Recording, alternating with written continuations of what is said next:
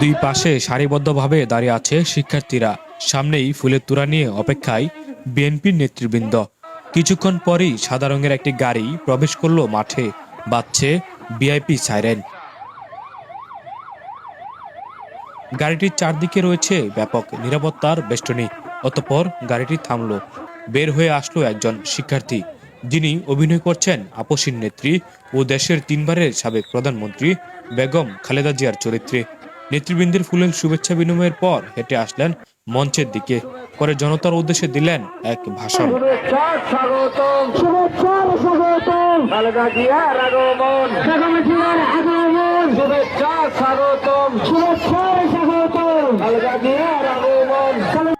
প্রিয় দেশবাসী, আসসালামু আলাইকুম।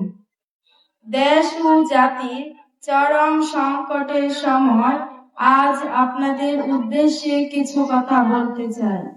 এটি ছিল নরসিংদী রায়পুরা উপজেলার পলাশতলী উচ্চ বিদ্যালয়ের বার্ষিক ক্রীড়া প্রতিযোগিতা অনুষ্ঠানের ডিসপ্লে প্রদর্শনী।